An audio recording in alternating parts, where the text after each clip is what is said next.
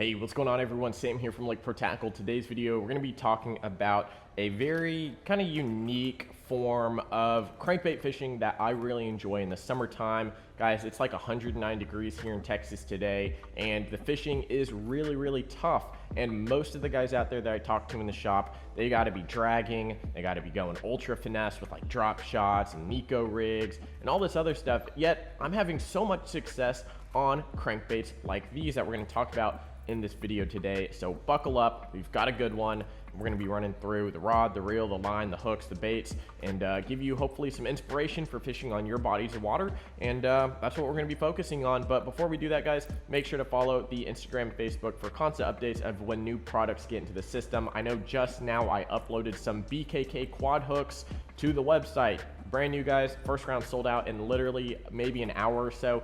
Second round here, we got a bunch more of them for y'all to rig up your Quake baits, and can't wait for y'all to check those out. Everything will be linked down below, so make sure to check those out. And we might have a demo package as well for y'all in this video, so make sure to check the description always for really good deals on demo baits that we use here in these videos. So this is the category of power finesse cranking, and you know, you hear power finesse from a lot of anglers. One of my best friends, Drew Gill, he is an incredible Bass Pro Tour angler, loves the power finesse segment. There's other anglers out there, but especially when it comes to like Nico rigging, he gets down and dirty, puts that Nico rig in places other people won't put it, like backs to docks, brush piles, this and that, heavy cover. Another great young angler, Easton Fothergill, also known for throwing his Nico rigs, especially at the classic here at Ray Roberts, in some gnarly trees and stuff like that. But as this power finesse segment grows, it's going to expand, and not just soft plastic lures,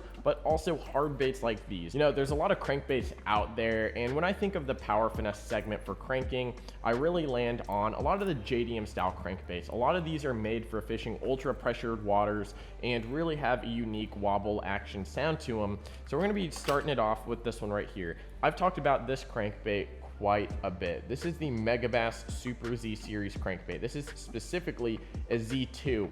And when I talk about power finesse cranking, I typically am fishing around 6 foot or under. So these specific crankbaits get down to around that 6 foot, because a lot of the time smaller crankbaits don't dive as deep, and that's just really because of the build design and how far you can cast it. But these guys here all cast extremely well. They get down below that 6 foot range and can be reeled at slow and fast speeds to allow you to cover a wide range of biting fish.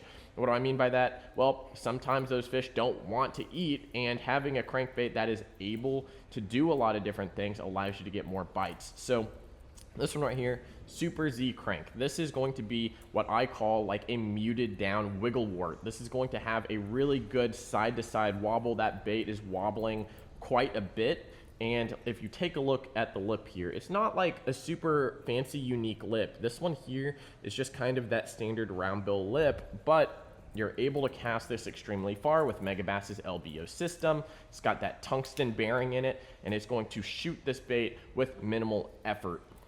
Next one we're going to talk about here is the Megabass Eye by Eye Shad. So this one right here comes in a pack that looks like this. This one specifically is a Type 3. They also make a TX, which is going to be a deeper diver. But this one right here, very similar to maybe something like a wrapless shad wrap, where it's got this kind of slendered minnow body, and then it does have a very good strong lip on it. Now it's going to have that same round bill, but it's going to be very skinny. So you can do a lot of different things with this, especially with lighter line. Now these guys right here out of the box with the stock hooks, and I would say like 8 to 10 pound line, it will slowly float. The beauty of this here is that since it's very neutrally buoyant, or most of the time, and especially most waters, you can reel this along the bottom, and it's just going to tick the rocks, move just very subtly, and stays pretty snagless for the most part. It doesn't snag up very much just because of that longer bill. I do like fishing this personally on like 10, 11 pound line. That's going to be a good middle ground. For those of you that really throw this for ultra pressured fish and maybe up north in ultra clear water, you're probably throwing this on like 6 to 7, maybe 8 pound line at the max. But for me here in Texas, I love anywhere from like 10 to 12 pound line to get it deep into those rocks and deep into those rock piles, and it really helps me catch a lot more fish. Now, The Type 3 here is great. The TX is also great. Will also be linked down below. Also has the Megabass casting system, the LBO system. And these right here are great for the fish that don't want to eat. If you've got active fish actively chasing baits, you want something with a little bit more action. Again, this guy, the Super Z Crank, has that kind of moving action that actively hunts around. This one right here, it's going to be a little more streamlined, a little more tight, and still casts extremely well. You can cover wide areas as well with this boy, and I really love most of the colors in here. Gilco's great, Kasumi Ito, IMA Classic, all amazing colors. Now this one here is a little bit newer in my arsenal. This is the OSP Blitz MR. These guys right here are going to be very similar, maybe a little more aggressive than the Super Z Crank. It's going to be a little bit bigger. These use a circuit board lip here. And if you don't know really much about the OSP crankbaits, they have a honeycomb design in on them, which make them extremely strong, extremely buoyant as well. This right here for summertime, just power finesse cranking, what I love to do on like 10-pound line is get this guy down, real pause. Real pause. Very similar to like tactical bass and how they do that power cranking in the wintertime. I'm going to be doing that in the summertime. And this high buoyancy body really allows me to get that reaction strike. As that fish chases it, all of a sudden you pause it and that bait starts suspending upwards, really causes them to just want to go eat it, causes something in their brain, their reaction, their intuition is like, okay, I need to go eat that, it's getting away. Very similar to maybe something like a jig head minnow as you pull it away from them. Very similar concept. So now that we've covered the baits that I really enjoy throwing, the Z2, the Eye shads, and the Blitz MRs, you know, let's talk about some substitutes. There's a lot of other crankbaits out there that I really personally enjoy in that power finesse range. You know, a DT6 on really light line does something similar to something like a Z2. You know, cheaper option for an Eye shad. The Shad Wrap from Rapala, like a Shad Wrap 7, I think, is going to be very similar to this IXI Type 3. There's really no substitute that I have found that works quite as well as the IXI TX, which gets down to around like 14 feet on like 7-pound line. Absolutely incredible. Touches water that almost no other crankbait of that size can actually hit. And this guy right here, the Blitz MR, a good substitute for this is going to be like a 1.8 Evoke. Not really a cheaper option, but still going to be very similar in terms of the depth and the size. So, you know, you've probably noticed by now that a lot of these baits are going to be anywhere from like 1.5 inches, maybe 2 inches, and very finessey. You know, you can throw these on casting or spinning rods, but my personal favorite for the casting rod for all of these is going to be a P5 Megabass rod. This one here is the Z Crank rod. This one here, I believe it's 7 foot. This is an F3.5. Now, it is a little bit strong, I would say, for most of these crankbaits other than the Blitz. The Z Crank and the Eye typically need a little bit more whippy rod, so a lot of the time I'll go down to the bait finesse rod. This one here is an F3 6'10". So I really like the extra 2 inches I get out of the Z Crank rod, and it is going to be made for crankbaits. It's got a very just normal, I would say moderate action on it. The blank itself bends very deep down, but you do have some good backbone, and we'll talk about why you need a little bit of backbone, especially for these cranking style baits. But as you can see here, it's not an extra fast tip. You've got a kind of moderate bend curve on it. Really goes all the way into the last couple guides, which is great. Casting distance and everything like that, I don't have to try to cast these baits. The casting system, the LBO system, really allows me to just kind of sit back and just roll cast, and the baits fly really amazing. The bait finesse, guys, this is going to be more of your just really all around bait finesse rod, but really good for crankbaits. You know, this is good for like micro chatterbaits as well, tiny cranks, tiny Texas rigs. One of my favorite things to throw on this one in particular is like a little baby OSP spinner bait, and it is so much fun. So it has a little bit faster section on the tip here, and it's also going to shut down really close to the middle of the rod instead of keeping on bending all the way to the back. And again, it is an F3 power, so it's a little bit more powerful or less powerful than the Z Crank rod. Some other great options if you're looking for moving bait style rods, that ones that we just got in actually, these are actually JDM models of the P5 Destroyer. These are brand new to the shop if you want to check these out. These are the Killer Code and the Cyclone. These are great, really kind of for your bigger style crankbaits, as well as some of your moving baits like chatterbait, spinnerbaits. They're going to bend all the way through the blank here, which is great. So the Killer Code is a 6'6", and this is also a 6 power. So this one here, again, kind of more that chatterbait, spinnerbait, but again, bigger crankbaits because it does bend pretty far down in there. So just wanted to talk about these real quick, just because they are brand new to the shop. Not a lot of shops have them, but we do have them here at Lake Pro Tackle. So Cyclone is going to be an F4, 6'6", so another really good dock skipping rod, smaller Texas rig, small swim jig, like a 1/4 ounce Uozi is going to be great on this. You might need a little more power, but you know, you can definitely get away with it. So these guys here, brand new to the shop. But anyway, back to my system that I really enjoy, the Z crank rod or the bait finesse paired up with a Steez SVTW.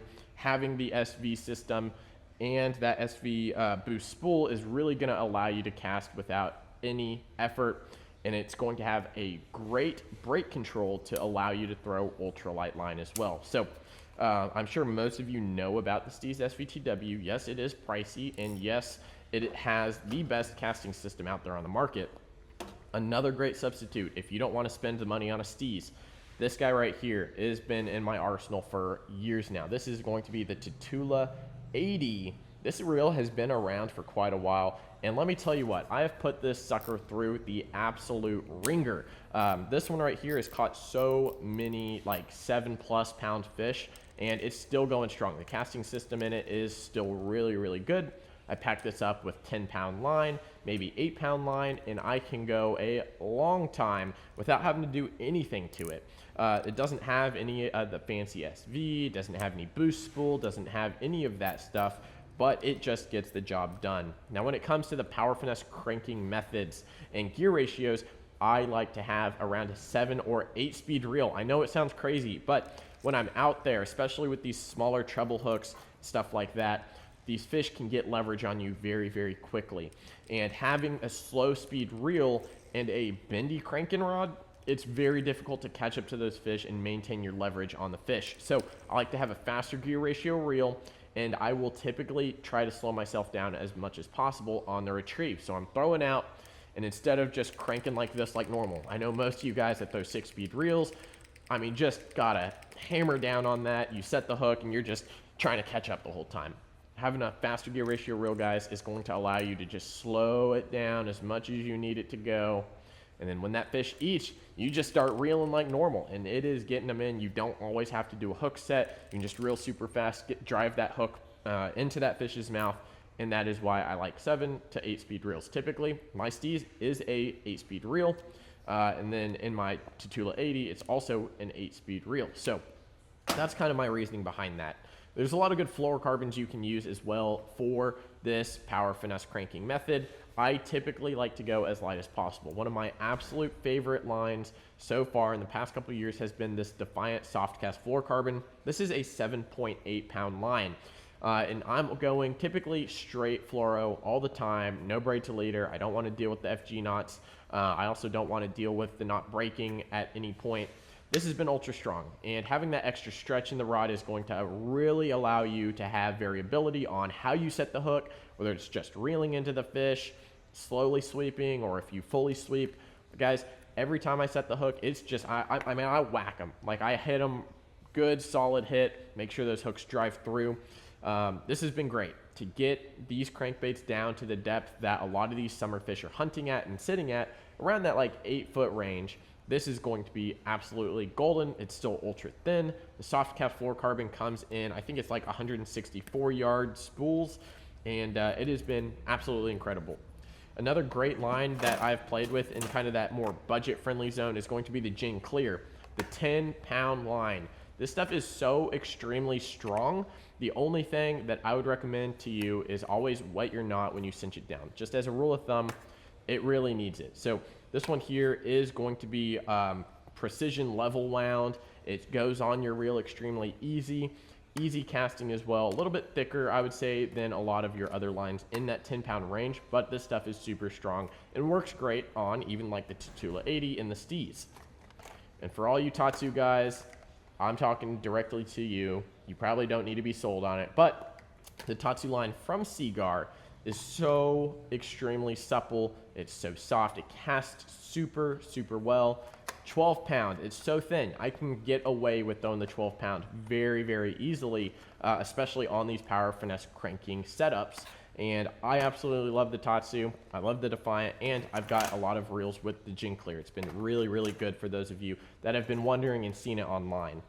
Now let's talk about the hooks. These are probably nothing new for people that have been on the channel for a while. The BKK Hyperlatch, the UL, and the Standard are incredible. Now, depending on how you need to weight your crankbait, like I said, the IXI, the Eye by Eye Shad, needs a little bit lighter hook because it is so neutrally buoyant out of the box. The Z Crank you can throw on the Standard Hyperlatch hook. The size 10 is perfect, absolutely primo for this Z Crank. And then really for this OSP, you can definitely get away with either one. They're so buoyant, they rise up really quickly. Personally, for the Standard Hyperlatch hook, I really enjoy the size 10. And then in the ultralight, the size 8 is going to be my preferred go-tos. So guys, I hope you enjoyed the video, kind of covering some of the power finesse cranking that I do in the summertime. Catching a ton of fish for me, guys.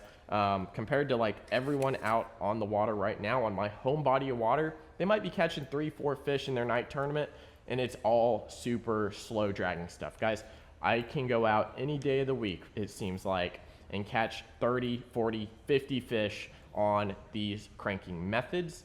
So I hope this video helped y'all on your home bodies of water, and definitely look for that little bit deeper water, your ledges, your creek channel areas. If you've got a dam or riprap or anything like that, especially if you're in Texas, these crankbaits absolutely dominate, and I hope you go catch some of those fish yourself.